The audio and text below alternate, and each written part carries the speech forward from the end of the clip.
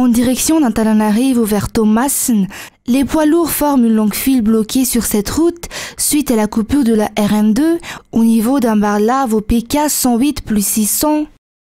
Non seulement cette coupure engendre d'énormes pertes pour ces transporteurs, mais elle a également semé la panique à Antananarivo, notamment à crainte d'une pénurie de carburant ou de PPN.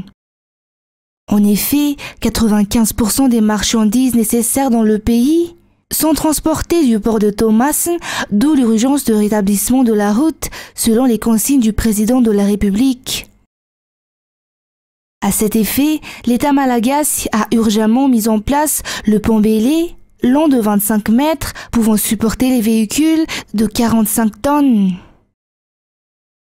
La circulation est donc totalement rétablie au niveau de la route nationale numéro 2 depuis ce matin, suite à l'installation de ce pont Bélé au niveau du PK 108 plus 600. Les techniciens de l'État malagasy, via le ministère des Travaux publics et ceux de l'entreprise CGC, ont mis 22 heures pour l'installer.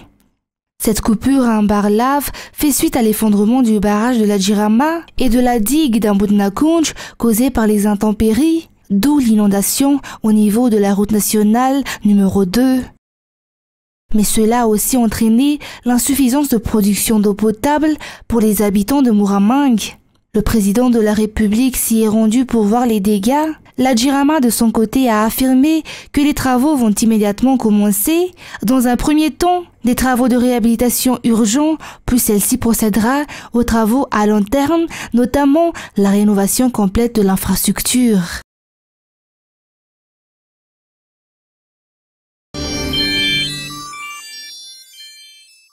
L'association FITI présidée par Madame Yalrazouel apporte sa contribution dans le cadre de l'aide aux sinistrés.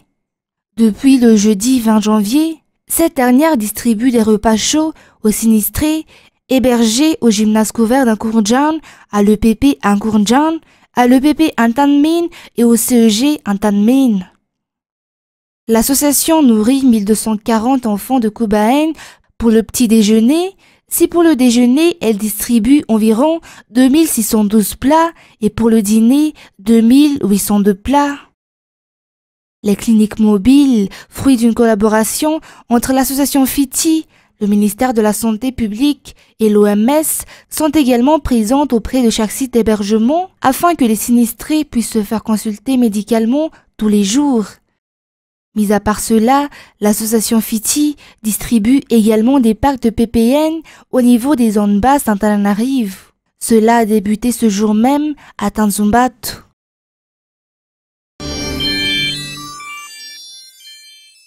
Les cliniques mobiles continuent leur visite au niveau des sites d'hébergement des sinistrés. Mis à part les consultations générales, on y procède également à des sensibilisations pour le planning familial et à des tests de malnutrition pour les enfants en dénutrition. Les services offerts par ces cliniques sont totalement gratuits. Le ministère de la Santé publique, avec ses collaborateurs, est descendu ce jour à la ANS à Peflou, un de ces sites d'hébergement. Cette mère de famille, par exemple, doit suivre un traitement pour des toux. Le ministère leur a également distribué des masques. L'objectif pour ce dernier est d'assurer une meilleure couverture médicale en se rapprochant de la population. Les consultations au niveau des sites d'hébergement se poursuivent quotidiennement pour veiller à la santé des sinistrés.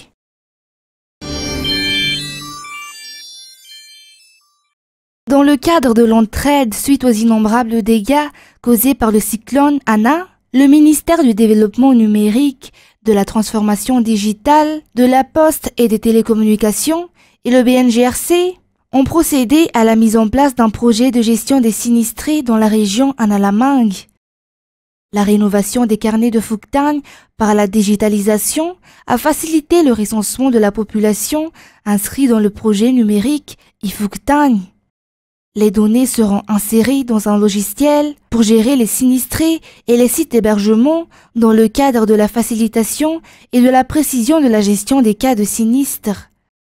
Le ministre est donc descendu au gymnase couvert d'Ankourndjan ce jour, lieu où sont hébergés les sinistrés dans cet axe, pour faire part de ce projet au BNGRC et pour installer ce recensement numérique. C'est également durant cette descente que ce dernier a expliqué au BNGRC la gestion des dégâts du cyclone Ana à travers cette numérisation. Ce logiciel de recensement des sinistrés va également être appliqué dans les autres régions de Madagascar.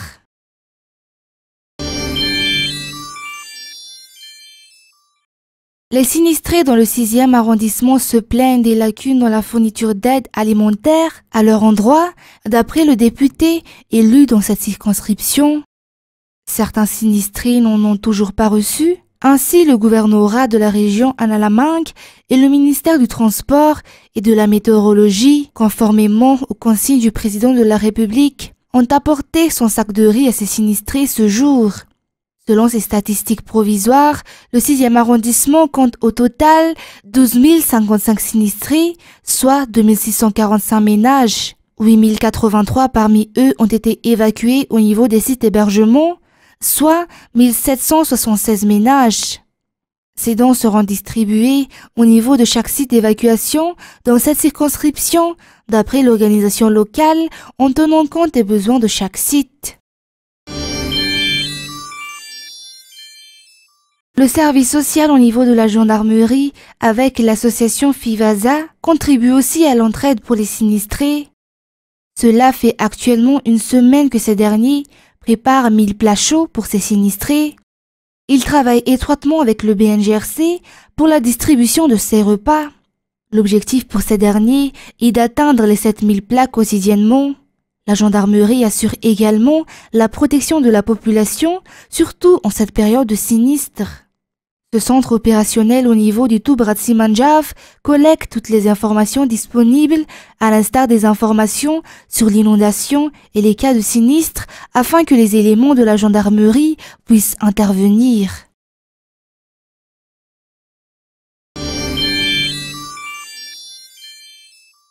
Le gouvernement néerlandais a finalement plié. Mardi dans la soirée, les autorités ont annoncé un allègement des mesures restrictives liées au Covid-19. Les bars, les restaurants et lieux culturels rouvriront sous conditions dès ce mercredi. Nous faisons un grand pas aujourd'hui pour libérer davantage les Pays-Bas, alors que le nombre d'infections augmente énormément. Cela semble contradictoire après 2 ans de coronavirus, mais l'équipe de gestion de l'épidémie affirme qu'il est justifié d'autoriser la quasi-totalité des activités sous certaines conditions et jusqu'à 20 h. C'est face à une colère largement partagée dans le pays que les autorités néerlandaises ont décidé de relâcher les mesures. Le 15 janvier dernier, les commerces non essentiels et les coiffeurs ont été autorisés à rouvrir. Les bars, restaurants, musées et théâtres, eux, sont restés fermés alors que le confinement était en place dans le pays depuis les fêtes de fin d'année. Une disparité de traitement qui a suscité l'incompréhension de beaucoup de Néerlandais. Plusieurs manifestations ont éclaté depuis la fin de l'année 2021. Le gouvernement tente donc d'apaiser les tensions alors que le variant Omicron continue de sévir à travers le pays. Avec cet allègement des mesures, le nombre de cas positifs va encore augmenter. Nous prévoyons davantage d'admissions à l'hôpital avec un pic en mars. Les Pays-Bas enregistrent déjà chaque jour 60 000 nouveaux cas de Covid-19.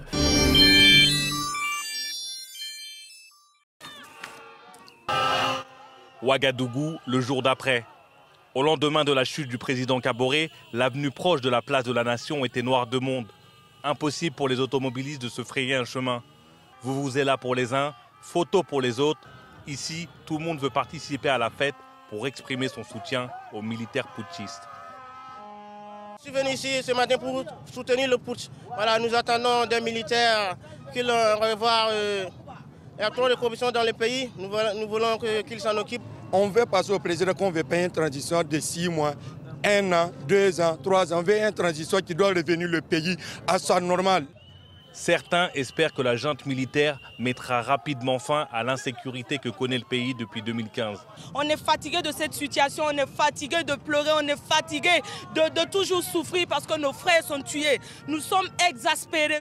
Pancarte anti-France, drapeau malien et chant pro-russe.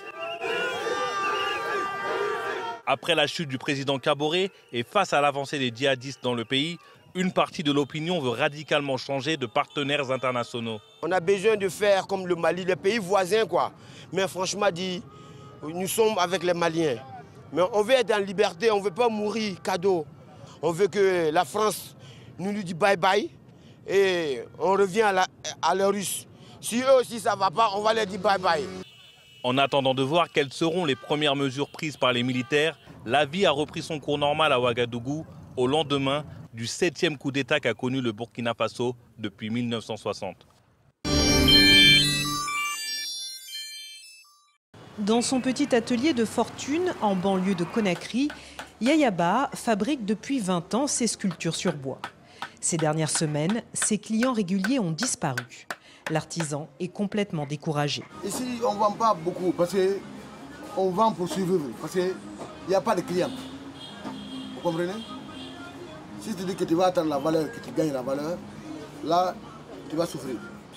Yaya vend l'essentiel de son artisanat à des grossistes qui exportent à leur tour vers l'étranger, en particulier vers les États-Unis.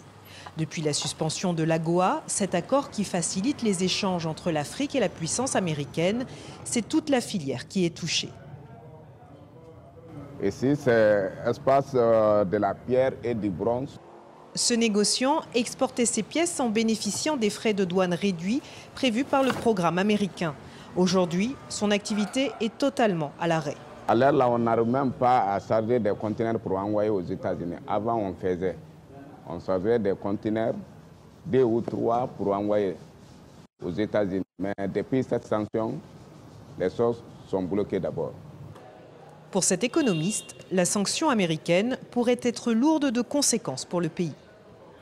Il y a d'autres institutions qui peuvent aussi emboîter les mêmes pas que l'AGOA. Donc, comme l'Union européenne par exemple, et aussi, pourquoi pas, l'Organisation mondiale du commerce, ainsi de suite. Donc ces institutions-là, lorsqu'ils aussi s'impliquent, ça peut avoir des graves conséquences pour le pays. En 2020, la Guinée a réalisé plus de 2 millions de dollars d'exportation vers les États-Unis, selon des données de l'administration américaine.